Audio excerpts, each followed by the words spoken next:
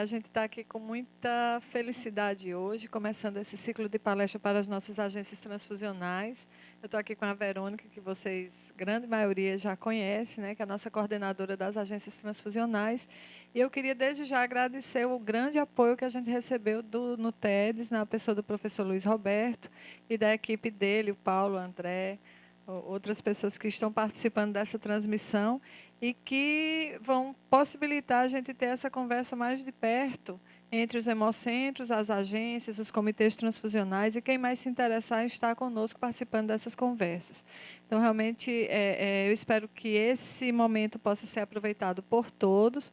Hoje a gente está fazendo a primeira conversa e depois vocês podem ficar à vontade para propor à Verônica temas que vocês achem interessantes, que, na verdade, a Verônica vai fazer a coordenação, né, desse ciclo de palestras, e a gente espera que durante o ano todo a gente possa se encontrar várias vezes para amadurecer o conhecimento sobre o nosso trabalho e qualificar, né, o nosso trabalho e a atenção transfusional nos hospitais em que a gente trabalha. Boa tarde para todos. Desejo a todos uma boa participação, estimulo ao debate, à conversa, ao diálogo durante e após o procedimento, né, após a apresentação da doutora Luciana, e quero agradecer a todos pela presença. Sem mais delongas, vamos começar. Bom, a gente, como uma palestra inaugural, uma conversa inaugural, a gente está se propondo a trabalhar com vocês hoje a estrutura da hemorroida estadual do Ceará, né? Só pontuar para vocês que a política nacional do sangue é muito recente na história, né, da saúde no Brasil. Então, só a partir da década de 80, realmente, que a gente começa a ter ações mais concretas. E quem trabalha com hemoterapia já deve ter ouvido falar no relatório do professor Pierre Casal, mas eu queria começar com vocês a conversar a partir desse relatório. O professor Pierre Casal foi um hemoterapeuta francês que veio ao Brasil em 1969, a convite do governo brasileiro e da OMS, né? E ele encontrou uma realidade que precisava ser transformada. E talvez, e com certeza, nós, hemocentros e toda a estrutura da hemorrede nacional hoje, fez o contraponto e deu a resposta a essa transformação que foi detectada como tão importante e necessária para melhorar a saúde, a atenção à saúde no Brasil. Então, o que é que ele encontrou na época? Doações de sangue, né, remuneradas e sem critérios clínicos ou sorológicos. A comercialização do plasma. O plasma era exportado, era colhido aqui e exportado para fora do país. Os doadores que não podiam doar sangue, quer dizer, os candidatos inaptos, não tinham assistência dos serviços de hemoterapia à época. A sorologia se resumia ao VDRL e depois ao HBsAg, mas muito precária. As transfusões não tinham critérios médicos, havia uma predominância de utilização de sangue total, então não existiam centrífugas refrigeradas ou estrutura nos diversos estados do país para separar, produzir os hemocomponentes. Não tinha uma coordenação nacional ou estadual dessa política, dessas ações da política nacional e estadual do sangue, e havia carência de recursos humanos. Então, a partir desse relatório, o governo brasileiro passou a estruturar o surgimento, né, de uma política nacional do sangue que viesse fazer frente, dar resposta a essas grandes dificuldades que foram encontradas. E aí, na década de 70, a gente tem a idealização dos hemocentros, das hemorredes estaduais, que passaram a se tornar realidade na década de 80. Né? E aí eu queria conversar com vocês como é que essa política está estruturada, e depois a gente vai ver a nossa hemorrede. Então, na Constituição de 88 já ficou clara, né, no artigo 199, que fala sobre a assistência à saúde, que é livre à iniciativa privada, mas na nossa Constituição a gente já tem definido que o sangue e seus derivados não podem ser comercializados. Talvez a nossa Constituição, a Constituição brasileira, seja uma das únicas no mundo em que tem isso tão claramente especificado, explicitado em seu texto. Então, toda a legislação da Política Nacional do Sangue vem para normatizar e regular esse artigo da Constituição Federal, mas já considerando que, sim, a iniciativa privada pode operar, mas que não pode haver comercialização do sangue, dos componentes ou das suas etapas de produção.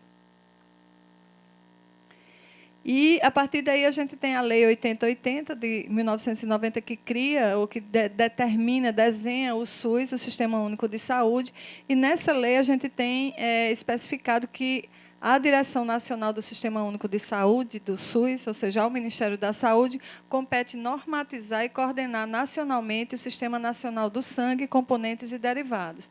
E, a partir desta lei, a gente vem partiu para uma discussão muito grande, uma discussão que envolveu a sociedade como um todo, até que, em 2001, né, o senador Sérgio Arouca relatou a Lei do Sangue, que chamada na época de Lei Betinho, que era o irmão do Efil, que era hemofílico, e se interessava bastante pela qualidade da assistência transfusional da população, e foi uma das personalidades que mais trabalhou para que essa Lei do Sangue fosse construída com os critérios e com as diretrizes que ela construiu. Então, a gente deve muito dessa lei tão bem construída que a gente tem no nosso país ao trabalho do Betinho e do senador Sérgio Arouca. Então, na Lei do Sangue, que é a Lei 10.205, né, de 2001, ela regulamenta o artigo da Constituição, né, e ela estabelece as diretrizes da Política Nacional do Sangue, cria o Sistema Nacional do Sangue, define a rede integrada de unidades de hemoterapia do país, define o que são atividades de hemoterapia, e define também que todos os serviços de hemoterapia, sejam eles públicos ou privados, devem estar submetidos às normas técnicas emanadas pelo Ministério da Saúde. Então, a gente conhece as portarias do Ministério da Saúde, né? Agora a gente tem uma portaria nova, a 2712 já é passado, e a Verônica vai falar disso com vocês na próxima semana. E também define, a Lei 10.205 define também a necessidade de aprovação anual dos serviços que realizam atividades de hemoterapia pelas vigilâncias sanitárias. Então, todo mundo de agência transfusional sabe que todo ano a vigilância sanitária passa lá, cobra tudo, mas isso está definido já a partir da nossa lei, que é o marco legal da Política Nacional do Sangue. Então, essa leitura da Lei 10.205, eu queria sugerir para todo mundo, ela é muito importante, é um texto muito rico e que nos dá um embasamento legal para fazer muito do nosso trabalho. O nosso trabalho é muito técnico, mas tem uma filosofia e uma legalidade por trás dele que estão definidos na Lei 10.205. Então, ela vai construindo os princípios e diretrizes da Política Nacional do Sangue. O primeiro deles é a universalização do atendimento. Então, qualquer brasileiro deve ter acesso ao sangue produzido com qualidade dentro das normas técnicas emanadas pelo Ministério da Saúde, de acordo com a fiscalização da vigilância sanitária.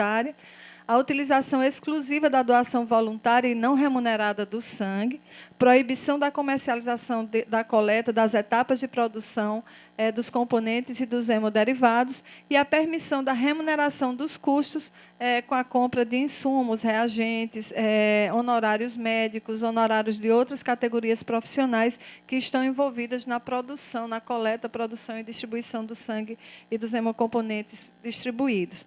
Além disso, a proteção da saúde do doador e do receptor e a obrigatoriedade de responsabilidade, supervisão e assistência médica na triagem de doadores. Vocês lembram que o que o professor Casal encontrou foi não assistência aos doadores inaptos. E aqui, por isso que a lei já pontua isso. É preciso que nós tenhamos responsabilidade com relação aos nossos doadores, né? E não só com os doadores, mas também nos atos pré- e pós-transfusionais imediatos. Então, o médico avaliar o paciente no pré-transfusional, a enfermeira está envolvida com pulso, pressão, sinais vitais antes da transfusão, está definido na Lei 10.205. Então, eu queria linkar isso com vocês, para que vocês vejam que a política está baseada, tem toda uma legislação, e não é à toa também que a gente faz as coisas. E também não a lei também não está falando só da legalidade, ela fala também de alguns critérios técnicos, né, e como é que eu digo, legaliza isso, justifica isso, referenda isso também, né? Além disso, o direito à informação sobre a origem e procedência do sangue, dos hemocomponentes e hemoderivados, a fiscalização obrigatória para garantir que todos os materiais que entram em contato com o sangue sejam estéreis, apirogênicos e descartáveis. Então, essa fiscalização é da vigilância sanitária. A segurança na estocagem e transporte do sangue, na forma das técnicas editadas pelo Sistema Nacional do Sangue, e a obrigatoriedade de testagem individualizada de cada amostra ou unidade de sangue coletado. Uma situação que existia antes, na precariedade da sorologia, era que alguns serviços, em vistas a diminuir custos, testava vários doadores ao mesmo tempo. Então, isso diminui a sensibilidade, especificidade, e algumas bolsas contaminadas e positivas poderiam ser transfundidas nessa situação. Então, está no nosso marco legal a obrigatoriedade de testar individualmente todos os doadores com relação à sorologia, à qualificação sorológica do sangue antes que ele seja distribuído. E aí, o decreto 3390 também de 2001, que vem regulamentar a lei, né, ele determina que o Sistema Nacional do Sangue, o SINASAN, tem por finalidades implementar a Política Nacional do Sangue, garantir a autossuficiência do país em hemocomponentes e hemoderivados e harmonizar as ações do poder público em todos os níveis de governo. Então, nós todos, serviços de hemoterapia, seja hemocentro, seja agência transfusional, hemonúcleo, posto de coleta, todos nós fazemos parte do Sistema Nacional do Sangue e compete a nós a implementação da política nacional, a autossuficiência do país, então buscar doadores para que a gente possa atender a todos os pacientes que precisem de transfusão no nosso estado, faz parte e está definido, referendado na política nacional do sangue.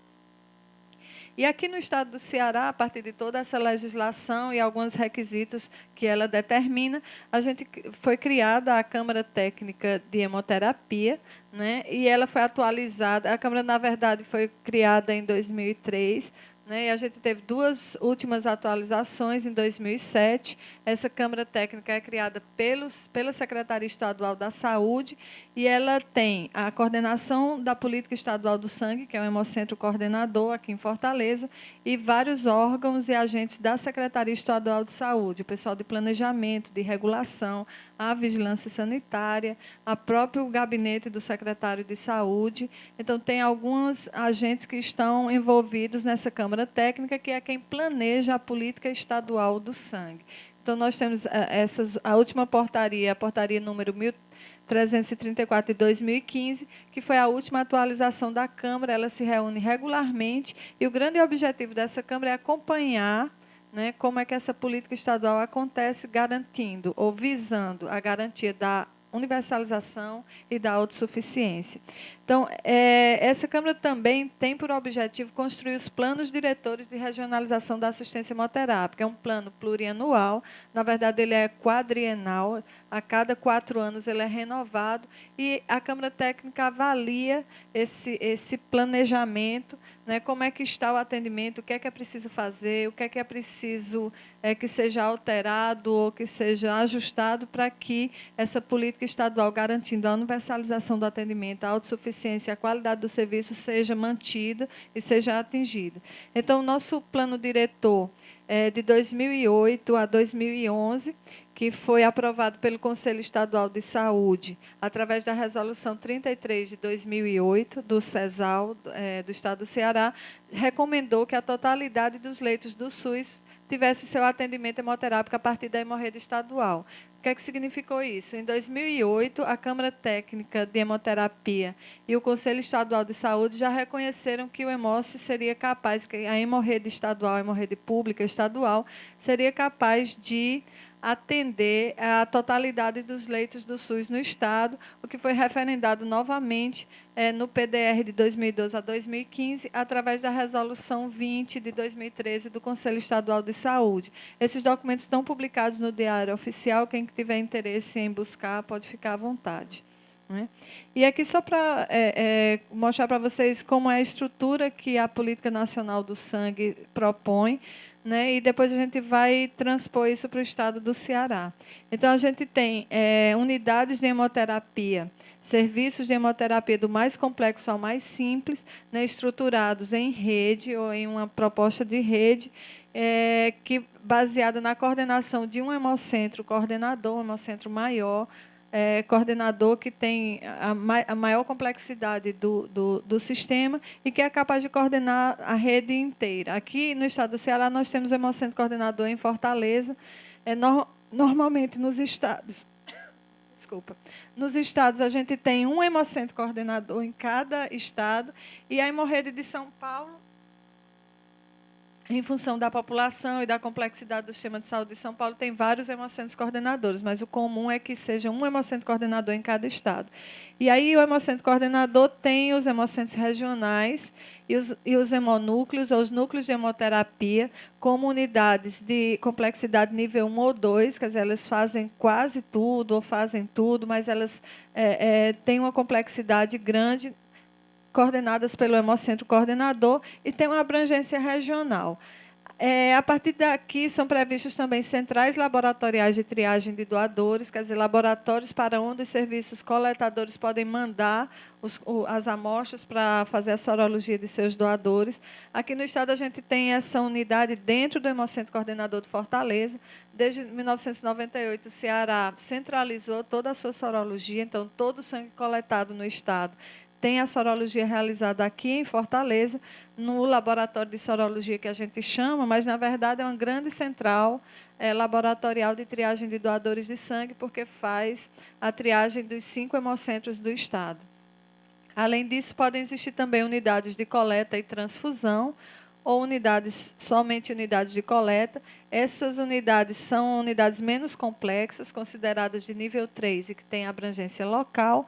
E a unidade mais simples ou menos complexa, para não dizer que é mais simples, que também não é tão simples assim, que é a agência transfusional, que é uma unidade intra-hospitalar, que é considerada de uma estrutura de nível 4, com abrangência local. Então, normalmente, a agência transfusional está voltada para o atendimento do seu hospital. Eventualmente, ela pode atender outros serviços, mas isso precisa estar autorizado pela coordenação do sistema, né, para que a gente saiba exatamente quem está atendendo quem e como é que essas relações acontecem.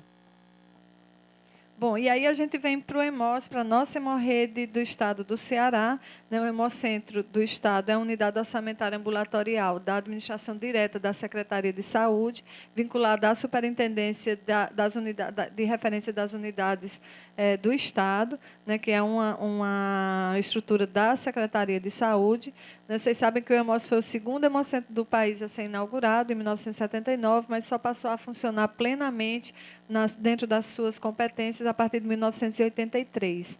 No estado, nós temos 71 unidades de hemoterapia. Esse número, às vezes, muda, aumenta uma, diminui uma ou duas, de acordo com a abertura ou fechamento de alguma agência, mas em torno de 70 unidades de hemoterapia no estado, entre hemocentros, hemonúcleo, posto de coleta e agências transfusionais.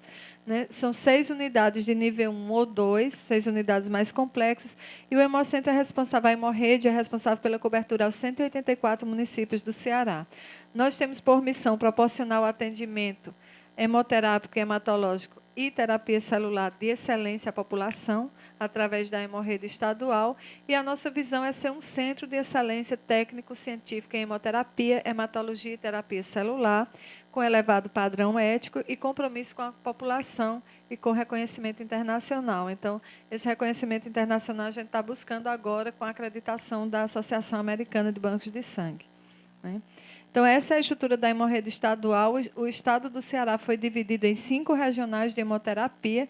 Então, a gente tem aqui as 5 regionais. Cada regional tem um hemocentro, né? Um hemocentro coordenador que coordena toda a rede aqui em Fortaleza, mas tem a sua própria área de abrangência, sua própria regional, em que ele é responsável pela cobertura desses municípios. E a regional de Sobral, onde é coordenada pelo Hemocentro Regional de Sobral, a Regional de Quixadá, o Hemocentro de Quixadá, de Iguatu. E no Crato a gente tem, além do Hemocentro Regional do Crato, o Hemonúcleo de Juazeiro. Então, no Crato nós temos 2 unidades de maior complexidade, em função do tamanho da população e da própria complexidade dos serviços de saúde lá da Regional do Cariri. Então, esse é o modelo, é o desenho da nossa hemorrede, e todas essas unidades, cada unidade dessa coordena os seus municípios com relação à coleta, distribuição e supervisão de suas próprias agências, e todas essas unidades são coordenadas pelo Hemocentro Coordenador em Fortaleza. Então, só para conhecer um pouquinho a regional de Fortaleza, nós aqui temos, além da coordenação da rede, temos o atendimento a 47 municípios, 4 milhões e meio de habitantes mais ou menos. Atendemos diretamente 120 hospitais e coordenamos 29 agências transfusionais, né, na cidade de Fortaleza e fora dela, né. Temos também um posto de coleta e 25 cadeiras fixas de coleta, né, com a capacidade anual de coleta de 118.800 bolsas. Então, é importante a gente saber que esse tamanho, né, ele pode aumentar ou diminuir em função da necessidade, mas hoje a gente já tem a capacidade de coletar um número de bolsas suficiente para atender a toda a nossa regional, né, aqui em Fortaleza. Nas outras regionais, né, o Hemocentro de Sobral tem a maior regional, com 59 municípios, mas só com 1.700.000 habitantes de cobertura, atende diretamente 70 serviços de saúde, coordena 15 agências transfusionais e tem 11 cadeiras de coleta, podendo coletar até 52.000 bolsas por ano. Em Iguatu, são 25 municípios, mais de 600.000 habitantes, atende diretamente a 35 serviços de saúde, através de 6 agências e 10 cadeiras de coleta, com 47.000 coletas ano de possibilidade de atingir. Então, vocês estão vendo que, à medida que você chega em regionais menores, você tem um número de serviços atendidos expressivo, com poucas agências transfusionais. Então, são serviços de menor complexidade, de menor necessidade, que não necessariamente precisariam ter uma agência transfusional em sua estrutura e que são atendidos diretamente a partir do Laboratório de Imunematologia do Hemocentro de sua regional. Então, a semana que vem a Verônica vai mostrar para a gente o que é uma agência transfusional, a gente vai entender mais claramente esse conceito. Então, em Quixadá, são 25 municípios coordenados pelo Hemocentro de Quixadá, 700.000 habitantes, 33 serviços de saúde, 6 agências transfusionais e 7 cadeiras de coleta com 33.000 coletas. Né? E no Crato, eu falei para vocês, a gente também tem um hemonúcleo lá, mas o Hemocentro Regional do Crato coordena 28 municípios, mais ou menos 1 milhão de habitantes, são 44 serviços de saúde, mas só com 5 agências transfusionais. Então, é uma característica da Regional do Cariri. O atendimento é muito concentrado, tanto no Hemocentro como no hemonúcleo, né? E uma capacidade de 38.000 coletas ano. Né? Isso aqui para a gente ter noção de como as regionais estão distribuídas. E quando a gente vai considerar o total de leitos do Estado, são 17.616 leitos hospitalares no Estado do Ceará, entre serviços, leitos ligados ou não ao SUS. Em sua totalidade, são 17.616. Esses números vão ser atualizados agora, quando a gente vai construir o plano diretor atual, né, do novo quadriênio. Mas o Hemócio é responsável pelo atendimento a 16.512 leitos, né, correspondendo a 93%, uma cobertura de 93% dos leitos de cobertura no Estado. Vocês vão notar aqui que apenas em Fortaleza a gente não é responsável por todo o atendimento. Aqui em Fortaleza a gente tem um serviço privado de hemoterapia que atende alguns hospitais, mas no restante do Estado nós somos responsáveis pela totalidade do atendimento, tanto para leitos públicos como para leitos privados. Mostrando aqui para vocês uma série histórica do crescimento de coletas, né, que nós tivemos. Por exemplo, em 1994 nós tivemos entre 32 e 35 mil coletas, e a gente vem realmente num crescendo, né? Essas coletas são as coletas do estado inteiro, da Hemorrede, até chegar aqui em 2014 a 105 mil coletas, e em 2015 a 110 mil coletas, e um pouquinho mais de 110 mil coletas, né? Batendo um recorde, né, de coleta agora nesse ano de 2015. Ainda não está aqui porque os dados ainda não estão consolidados, mas eu já posso adiantar para vocês que o número de coletas em 2015 foi 4,3% superior ao número de coletas em 2014. Né? Então, aqui, na verdade, aqui são candidatos, pessoal, desculpa, aqui são candidatos, aqui é que são as coletas realmente, né? Aqui está o número de 2014 e 2015, 110.323, se não me engano. Bom, e o número de transfusões realizadas, a gente tem aqui também um crescimento no número de transfusões. Esses gráficos, eles meio que se superpõem. À medida que as transfusões foram aumentando, né, a gente teve um aumento também do número de coletas, né? Então, nós chegamos aqui em 2014 a 129.809 transfusões realizadas pela Hemorrede, em mais de 350 serviços que são atendidos direto ou indiretamente pelos hemocentros do Estado. O número de transfusões de 2015 ainda não está consolidado, né, mas a gente já tem esse número em 2014 bastante expressivo, né? E se a gente for ver por regional, na verdade, a grande necessidade transfusional está concentrada em Fortaleza, seguidos pelos regionais de Sobral e Crato, e as regionais de Quixadá e Iguatu têm realmente contribuído mais com coleta, né, do que com a necessidade de transfusão. Mas é que a gente tem esse entendimento da Hemorrede, todo mundo contribuindo para que as transfusões possam ser garantidas em qualquer lugar onde o paciente esteja precisando dela, né? E aí, só mostrar para vocês alguns diferenciais da nossa Hemorrede. A gente tem aqui no Hemocentro Coordenador em Fortaleza e no Hemocentro de Sobral, além da coleta de sangue total, a coleta por aférese, né? Basicamente a coleta de plaquetas, mas também outros componentes podem ser coletados por aférese, né, pela coleta automatizada. Hoje a gente já tem, além da sorologia centralizada, como eu falei para vocês, a gente já tem a padronização de toda a produção dos hemocomponentes. Então, os componentes são produzidos pela técnica de Baffi-Coat com filtro. E a gente tem a coleta... não é etiqueta, a gente tem o processamento da bolsa automatizado, já a partir de equipamentos que têm interfaceamento com o sistema de bancos de sangue, que já está disponível, integrado em toda a Hemorrede. A Verônica está falando da etiqueta porque, assim, a partir de setembro do ano passado, de 2015, a gente, além de ter todos os serviços produtores integrados nesse sistema único, com um banco de dados único, via internet, tudo sendo feito em tempo real, a gente conseguiu implantar o sistema de identificação dos nossos componentes de acordo com a Sociedade Internacional de Transfusão Sanguínea, né, o ISBT, é a nossa etiqueta de ISBT 128, e a partir daí as nossas bolsas estão realmente atendendo a uma padronização internacional. E aí vocês vão lembrar da nossa visão, né? A gente quer e buscou esse reconhecimento internacional, e a partir de então nossas bolsas elas têm uma identificação única. Nenhuma outra bolsa no mundo vai ter aquela numeração. Então, vocês que estão nas agências transfusionais, que viram que o número da bolsa mudou de 8 dígitos para muitos dígitos, né? Flag, número de produto, código de produto, número. Aí todo mundo diz assim, ai, como ficou complicado. Mas, na verdade, essa complicação vem fazer frente a uma necessidade de rastreabilidade dessas bolsas. A gente é um serviço que fornece plasma para processamento pela Hemobras, né, para a produção de hemoderivados, e essas nossas bolsas, quando chegam lá na Hemobras e quando chegam na França, elas já estão corretamente identificadas, e identificadas de uma forma que não permite, ou que evita que ela seja confundida com a bolsa produzida em outro serviço.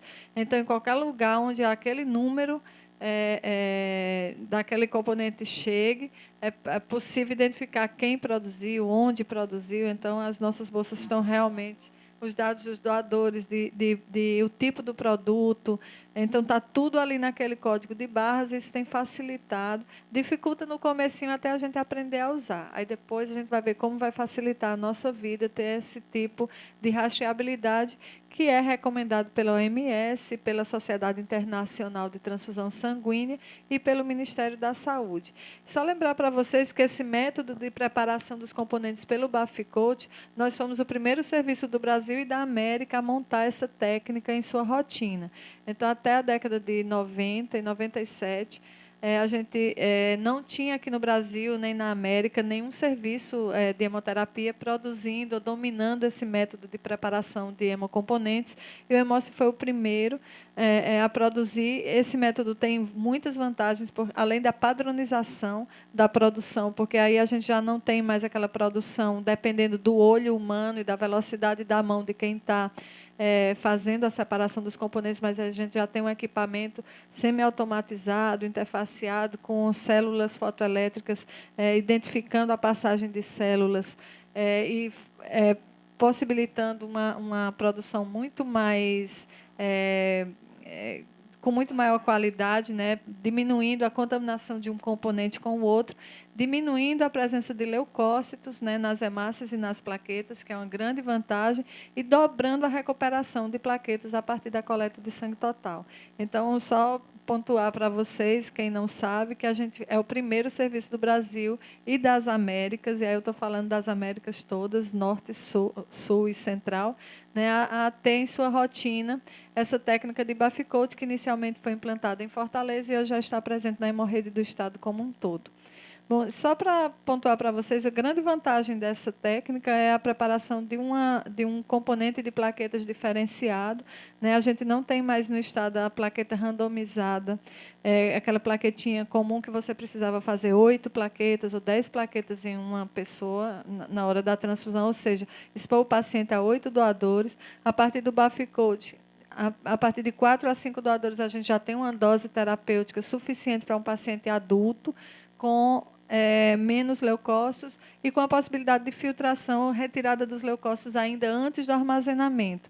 Então, só mostrar para vocês essa correlação entre a plaqueta randomizada, o pool de Baficote, que é o que a gente tem disponível agora em todas as nossas unidades, e a aférese, que também, como vocês viram, está presente aqui em Fortaleza e em Sobral, nos serviços onde tem uma necessidade maior, podendo ser expandido a partir da necessidade de atendimento dos outros serviços. Então, esse método de Baficote possibilita uma menor exposição dos pacientes a doadores e a leucócitos, consequentemente diminuindo o risco de reações transfusionais, principalmente a situação em que o paciente fica refratário à transfusão de plaquetas, né? A formação de anticorpos contra leucócitos que impedem ou dificultam o transplante de medula. E aí isso é muito importante para os pacientes que têm doenças hematológicas oncológicas e que vão possivelmente se submeter a um transplante de medula no futuro. Então, só para que vocês entendam qual a importância do Baficote. E aí, além disso, aqui na nossa estrutura, a gente já tem a automação dos laboratórios e a centralização. Eu já falei para vocês do laboratório de sorologia. Esse ano de 2015, em abril de 2015, a gente conseguiu centralizar também o laboratório de imunematologia. Então, tudo está sendo feito automatizado, interfaceado ao sistema. Isso também gera algumas dificuldades no começo, mas depois a coisa vai ficando mais tranquila. E isso, principalmente com relação à imunematologia, possibilitou a gente fenotipar todos os nossos doadores RH negativos, fazer fenotipagem estendida de doadores. E aí a gente começa a identificar doadores raros, né? Doadores que têm um fenótipo não muito comum, e a gente começa a pensar em construir um banco de sangue raros, ou pelo menos um banco virtual de doadores raros que possam ser chamados a partir da necessidade de alguns pacientes específicos e que têm fenótipos mais raros. Além disso, o laboratório NAT, vocês sabem que o Hemossi foi escolhido em 2004, quando o Brasil começou a trabalhar a construção da sua rede NAT. O Brasil escolheu 14 serviços para serem centrais sorológicas para triagem por biologia molecular. O que é o NAT? É o teste de biologia molecular que identifica os vírus da hepatite C e do HIV e da hepatite B, que foi implantada agora no ano de 2014. Então, esse laboratório NAT funciona no Hemocentro de Fortaleza e é um sítio testador para os estados do Ceará, Piauí e Maranhão. Então, na verdade, hoje a gente não é mais responsável apenas pelo controle de qualidade do sangue dispensado para a nossa hemorrede, mas também para o Piauí e Maranhão. E o grande desafio dessa estrutura é a logística de trazer as amostras, né, para que os exames sejam liberados a tempo. Então, a gente tem um trabalho muito próximo do Ministério da Saúde para que essas amostras cheguem realmente a tempo das bolsas serem liberadas sem trazer prejuízos para as hemorroides. Então, a gente já está, desde 2012, com essa plataforma implantada, né? E aqui estão as duas áreas do laboratório, né? A área de ampliação, de extração do DNA, do RNA dos vírus, e a área de amplificação, né? Com leitura. Né? E aqui, para mostrar para vocês que a gente realmente, desde 2012, vem fazendo a hemorroide do Ceará. Depois o Maranhão e o Piauí entraram, né, no ano de 2012. E a gente já tem, em 2013 e 2014, Ceará, Piauí, Maranhão e Piauí. Ceará, Maranhão e Piauí fazendo as trazendo as suas amostras, e agora em 2015 nós tivemos 240.935 amostras testadas das 3 hemorroides que competem a nós fazer os exames. Bom, além disso, a gente tem em Fortaleza um irradiador de células, que é o único equipamento do tipo no estado, né? E ele é muito importante também para o suporte aos pacientes com transplante de medula óssea. Então, a Hemose começou em 2008 a realizar transplante de medula óssea, e aqui vocês veem a contribuição do nosso estado, que cresceu enormemente a partir de 2007, com relação ao cadastro de voluntários para doação de medula óssea. Então, a partir de 2007, a gente teve um grande upgrade no número de pessoas cadastradas para doar medula, né? Já temos mais de 150 mil doadores cadastrados. Aqui, o Ministério da Saúde controlou um pouquinho, diminuiu o nosso número de cadastros anuais possíveis, né?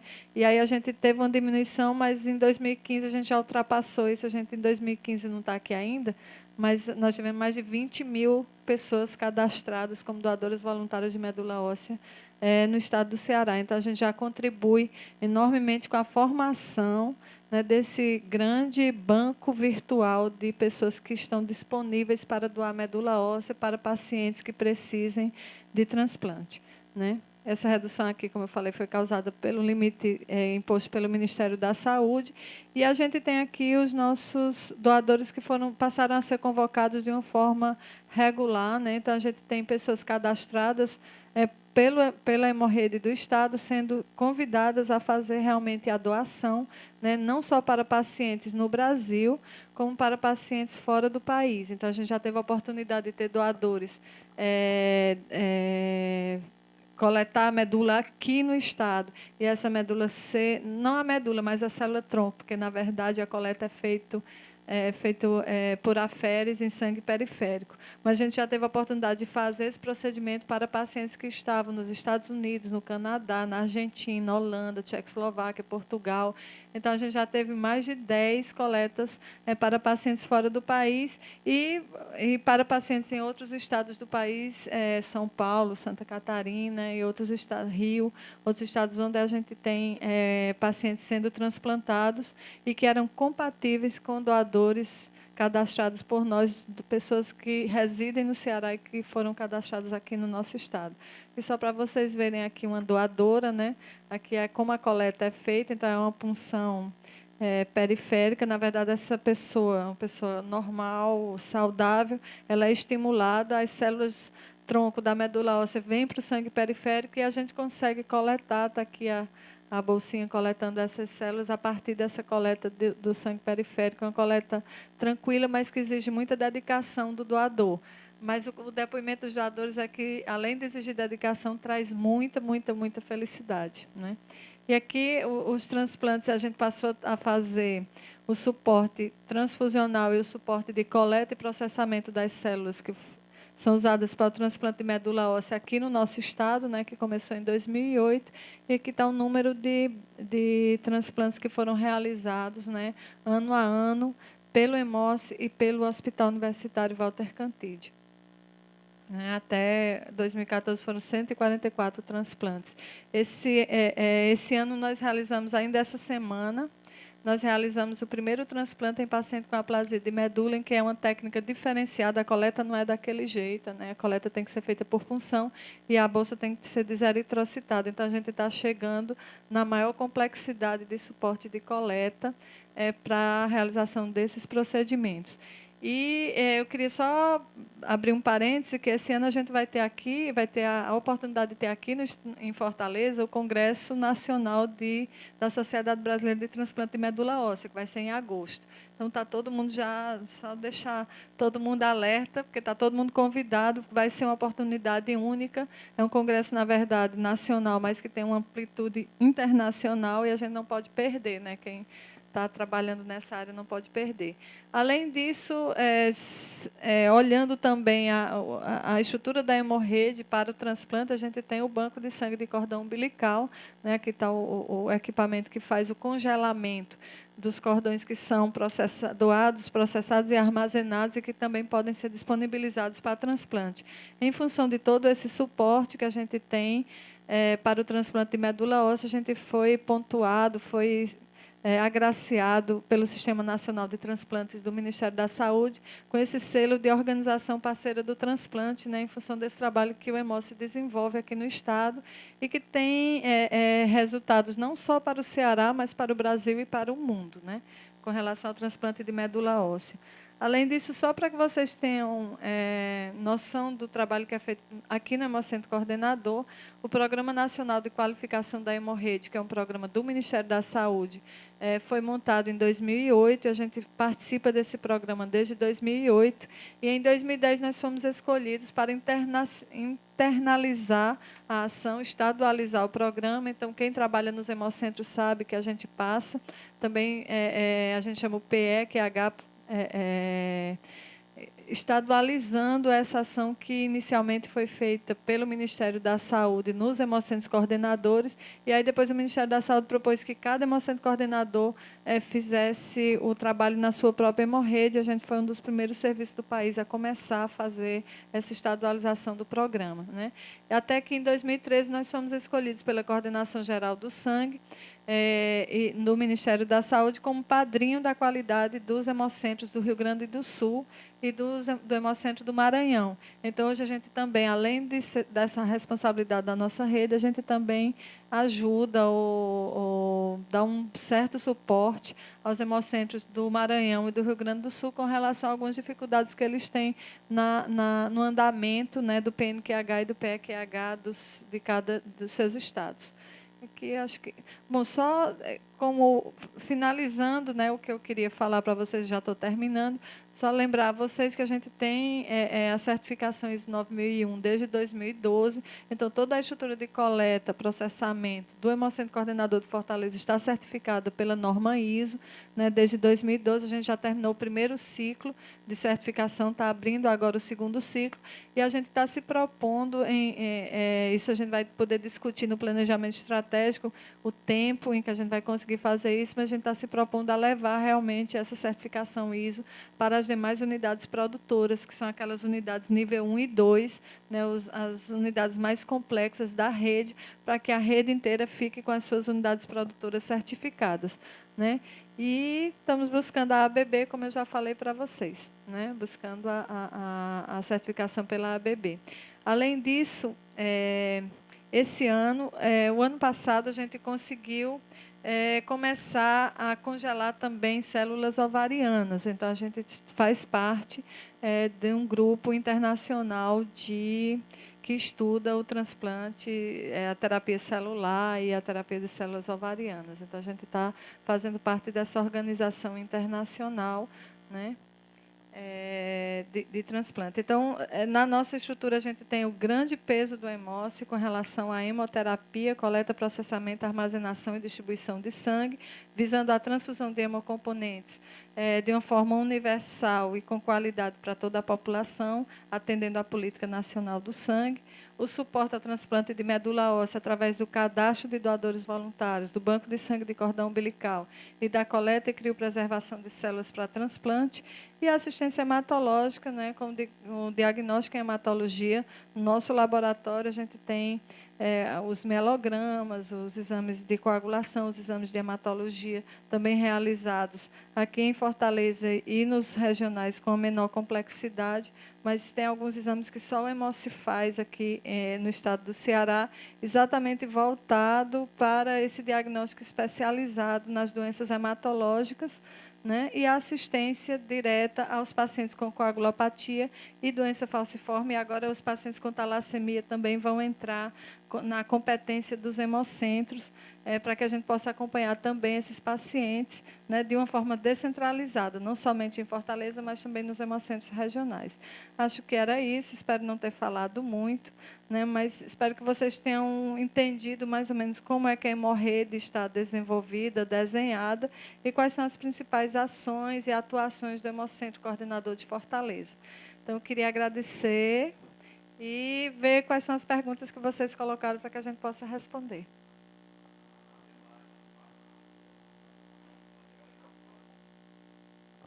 Vou pedir vou pedir o microfone. Não, mas eu quero o microfone que é para ficar documentado que você está fazendo as perguntas. Eu tenho aqui uma equipe de apoio. Ok.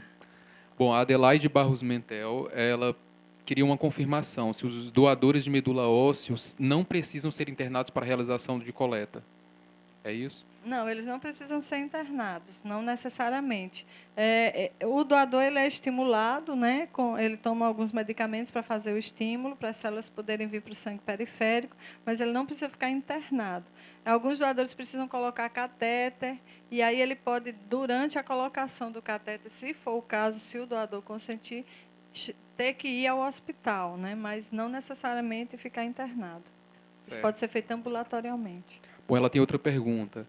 Ela pergunta se nos casos dos pacientes cujo tipo sanguíneo é Bombay, como proceder. Bom, esse grupo sanguíneo é um grupo sanguíneo raro, né? Muito raro. Então, assim, existem algumas estatísticas que falam que só 200 pessoas no mundo têm esse grupo sanguíneo. Deve ter um pouquinho mais ou menos, porque a gente não acompanha o mundo todo quantos pacientes existem. A dificuldade é que quando você tem um paciente Bombay, ele só pode receber sangue de outra pessoa Bombay.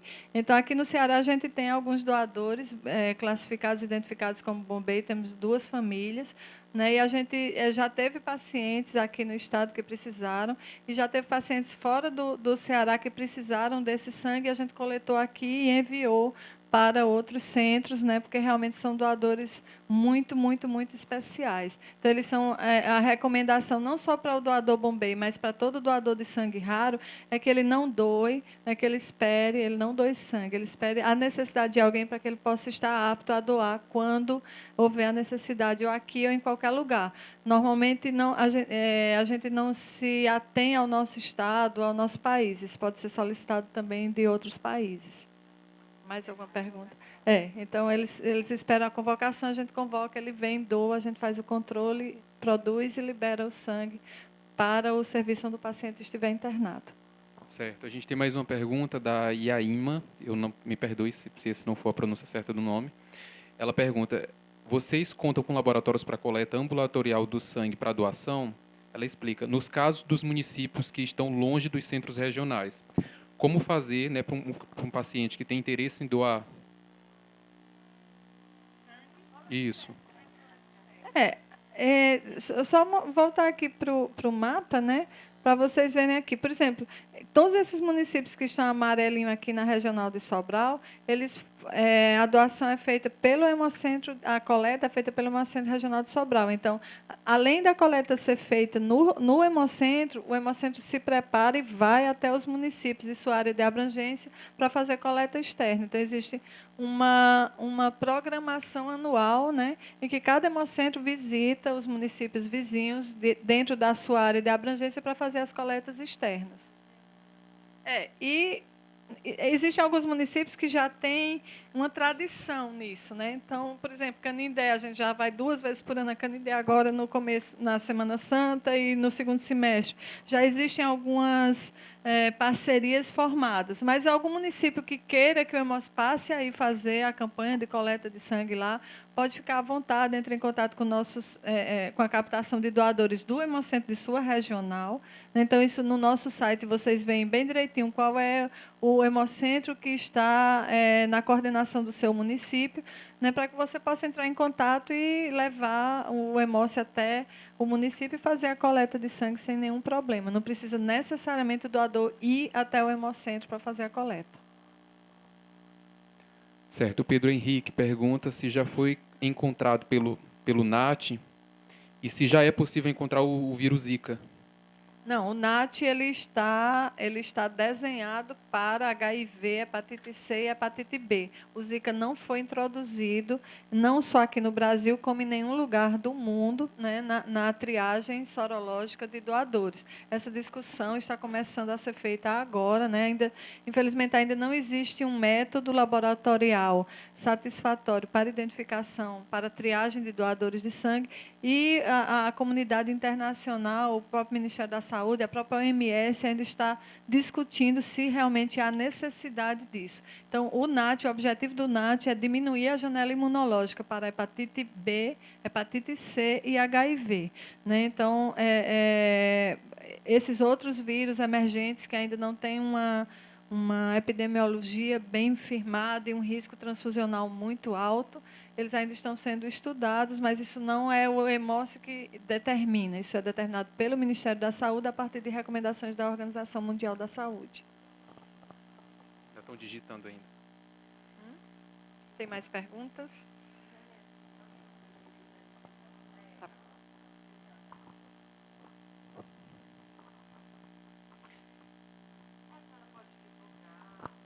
Bom, eu não sei quantos centros estão participando, quantas agências, quantos pontos Bom, a gente tem. A Lani de Beberibe está parabenizando a senhora pela palestra. Obrigada. Obrigada. Eu queria realmente assim agradecer a participação de todo mundo. Dizer que, na verdade, esse primeiro momento foi um momento mais inaugural, assim, a gente queria uma coisa mais, para vocês entenderem a estrutura, mas aí, a semana que vem, a gente vai começar a botar a mão na massa mesmo, descendo mesmo para o funcionamento da agência transfusional. A Verônica vai falar para vocês como é que a agência transfusional vai funcionar, e depois a gente vai começar a ver a portaria do Ministério da Saúde, ver POPs, ver resultados de exames imunematológicos, casos. A gente está se propondo realmente a estudar casos clínicos de reações transfusionais, de imunematologia, o uso racional do sangue. Cadê teu microfone? Não. Eu tenho só uma pergunta antes, tudo bem. minha mesmo. Eu gostaria de saber quais são os desafios para manter interligado uma rede como essa, porque é uma rede complexa, eu imagino. É uma rede complexa, mas o desafio... Bom, primeiro a gente tem uma legislação muito forte, bem desenhada, bem definida, daí a importância da gente conhecer a nossa legislação, que às vezes a gente diz, mas a lei é falha, mas às vezes a gente não conhece, não aplica, né? E assim, o entendimento das pessoas que fazem o EMOS da importância dessa relação sempre em rede. A gente tem na Secretaria de Saúde o entendimento de que a hemorrede do Estado ela deve funcionar de uma forma centralizada, de uma forma coordenada e de uma forma com estabelecimento de competências e com estabelecimento de responsabilidades.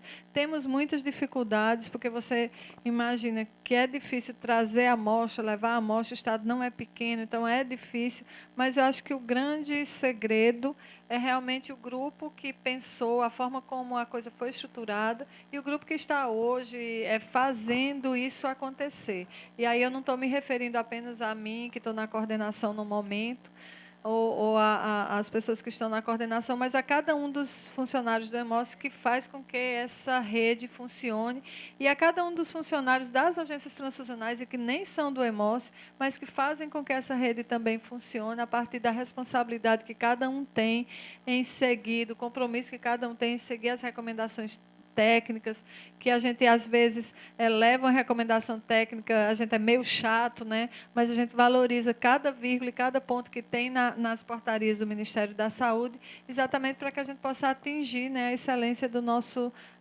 atendimento. A gente sabe que existem problemas estruturais, de estrutura física, equipamentos e tudo, mas que isso não é determinante, isso não impede que a gente realmente tenha uma boa assistência transfusional no Estado. Bom, aí só para registrar as unidades do HGF, do ICC, do Hospital Geral César Caos, sim. O JF, estão todo mundo participando. Eu queria também, assim, não agora, mas que se vocês pudessem, vocês nos hospitais, trazer outros parceiros, as gerências de risco, o pessoal que faz a segurança do paciente, residentes, pessoal de enfermagem, vocês fiquem à vontade. Eu acho que a gente precisa utilizar, eu queria agradecer de novo ao professor Luiz Roberto, a vocês que estão aí nos bastidores, a equipe do NUTEDS, porque é uma ferramenta poderosa para que a gente possa conversar melhor, se entender melhor, se conhecer, né? Vocês estão me vendo, estão vendo a Verônica. Quem não conhece a gente pessoalmente já vai vendo como é que a gente é, como é que a gente fala e tudo. Mas o que eu acho que o principal, como diria Chacrinha, né, que quem não se comunica se entrubica. Então, a gente tem que se comunicar. O nosso serviço é um serviço realizado com muita excelência, mas é um serviço que requer e exige uma atualização constante, uma constância de propósito, que todo dia a gente tem que estar ali se forçando a fazer a coisa direito, porque o paciente que está precisando da transfusão merece todo o respeito e merece a transfusão mais segura possível. Então, eu queria agradecer a participação de todos e dizer que essa ferramenta essa palestra foi pensada para as agências transfusionais, mas acho que ela não precisa ficar delimitada às agências e que depois a gente vai construindo a muitas mãos o programa, os assuntos que vierem pela frente, né? A gente já tem um programa, né? Assim também, então, a gente já tem um programa, já está tudo assim mais ou menos definido, mas a gente aceita sugestões. Assim, lembrar que o horário é quinta-feira, 2 horas da tarde. O grande pulo do gato dessa tecnologia é que você pode assistir em qualquer lugar onde você estiver. Então, você não está no hospital, mas você pode participar de casa, pode participar do celular, pode participar de outro lugar onde você esteja. E toda quinta-feira, 2 horas da tarde, a gente vai ter esse encontro marcado agora, né, para que a gente possa realmente estruturar melhor e trabalhar melhor as agências transfusionais e melhorar a assistência transfusional dos nossos pacientes. O telefone da agência transfusional, vou deixar a Verônica dizer. Sim, e a Verônica está falando aí de doadores. Realmente a gente precisa sempre de doadores, né? Para que a gente atenda com excelência nossos pacientes, é preciso de doadores. Então, quem trabalha no Hemócio, quem tem alguma ligação com a Hemorrede, precisa ter essa preocupação de captar doadores. O nosso telefone de captação de doadores aqui em Fortaleza é o 3101-2300. Cada regional tem a seu setor de captação de doadores, então fiquem à vontade, tragam doadores, proponham campanhas, mobilizem seus hospitais, suas escolas, suas igrejas, seus municípios, que a gente precisa realmente ter um bom número de doadores, a gente tem conseguido, vocês têm visto isso, mas a cada dia é preciso que a gente tenha novas pessoas se dispondo a fazer esse gesto de salvar vidas, né? E o telefone da agência transfusional, da coordenação das agências, é o 3101-2285, né? A Verônica é a nossa coordenadora, e aí ela está à disposição, eu estou à disposição, nós todos, vocês vão ver as pessoas que vão passar por aqui, todos à disposição para esclarecer dúvidas e aprender juntos, porque a gente tem a certeza que a gente não sabe tudo, a gente apenas está dividindo com vocês um pouco do conhecimento e oportunizando o crescimento conjunto, né, das agências, dos hemocentros e todo mundo, para que a gente chegue realmente na excelência do nosso trabalho. Bom, só para registrar, tem um pessoal também aqui das agências transfusionais de Eunápolis, Bahia, São Domingos, em São Luís, Maranhão, e Canaã dos Carajás, no Pará. Ai, muito Além do feliz pessoal de Sobral também. de estar com vocês de outros estados. Na verdade, a gente está focado no estado do Ceará, mas nada impede que vocês também, que a gente converse, de repente a gente pode conhecer um pouco a estrutura de vocês, né, conhecer como é que vocês trabalham e crescer juntos. Eu acho que a ideia do nosso ciclo de palestras é esse. Eu fico muito feliz dessa participação. Bom, obrigado, né? O pessoal está mandando agradecer. Isso. Convidar para na próxima semana estarem aqui com a Verônica, né? Ela vai estar aqui falando sobre o que é uma agência transfusional. Lembrar que a Verônica participa do curso que é dado pelo Ministério da Saúde, então é uma pessoa que tem realmente muita expertise, muita experiência, né? Muita competência nessa questão da agência transfusional, está auditando a agência há muito tempo, né? E sabe dos pulos do gato. Então, não percam cenas dos próximos capítulos. A Verônica Almeida, na semana que vem, falando sobre o funcionamento de uma agência transfusional. Obrigada.